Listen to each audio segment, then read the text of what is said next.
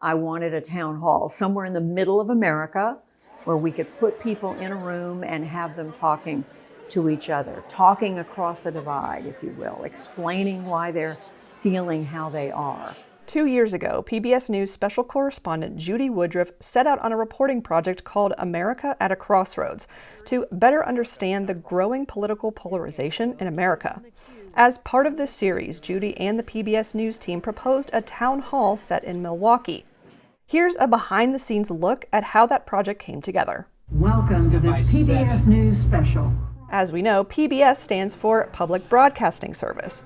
For this project, PBS News paired with another PBS, the Pabst Brewery site, formerly called the Best Place at the historic Pabst Brewery, where Judy spoke with around 50 Wisconsin voters about divisions they see in their lives. It's an honor to be able to sit down with Americans in their community, in their home, in a beer hall, and talk to them about what's on their mind.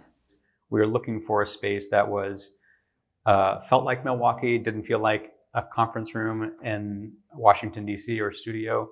Judy wanted to have a town hall as part of the Crossroads project from the beginning. Senior coordinating producer Frank Carlson and the Crossroads team worked for months to make it happen. And it's more of a conversation and less of a lecture, right? Especially since the PBS News audience is familiar with Judy and her Crossroads reporting.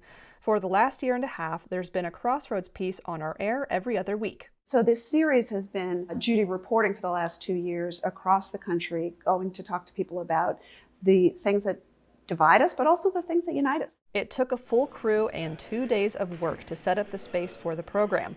But the PBS News team worked for months to find a representative group of Wisconsin voters, speaking to around 70 people in the Badger State, working to get questions for the town hall. And it's just been a succession of phone calls, long conversations with people that have gone back over the last several months. The town hall focused on 3 main topics: immigration, abortion, and the economy. Judy and the Crossroads producers wrote up the questions based on the audience members they had spoken to ahead of the event. We tried to get rural, urban, suburban, Democrats, Republicans, people in between, white, black, Asian, Latino, across the board, young, old. We tried to get as many demographics as we could into one room. Specifically, what are the things that bother them the most? Is it the role of government? Is it immigration? Is it reproductive rights, abortion? What are the issues they think most divide them from people in the other party? No matter how challenging, I feel like our team of producers and editors are able to keep the substance of what people are trying to say without warping it or distorting it. We hear so often that it's the 20% of extremes that get the voices in the media. There's a certain amount of self-selection of being willing to go on camera and do a TV interview. One of the things that I hope to do is to talk to people without pre-screening them and try to find a wider variety of voices. Sarah Clune-Hartman and several other producers were in touch with Wisconsin voters, like Republican police officer Keith Helwig. I enjoyed hearing different perspectives, the different opinions about what's going on. I guess the one thing that surprised me is the commonality that we have, even though we disagree. Crossroads producers also invited Helwig's cousin, Connie Drexler, a Democrat. I've always been pretty open-minded anyway and willing to listen to other people's ideas and thoughts and consider them. I don't necessarily agree with it, but I can understand why you think the way you do. And I think that that's important. Contractors, production crew, and Milwaukee PBS helped make the town hall happen.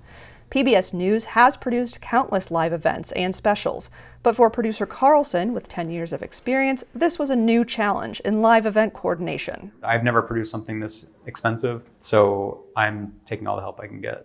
PBS News executive producer Sarah Just says the funding for this town hall came from several sources, including the Corporation for Public Broadcasting, which distributes federal dollars for public media programs like this.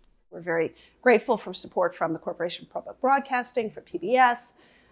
We are also very grateful to some foundations and corporate philanthropy, some major donors who feel these are important issues that they want to see covered. And this behind-the-scenes look at how such a large program comes together is also supported by viewers like you. For PBS News, I'm Casey Kuhn.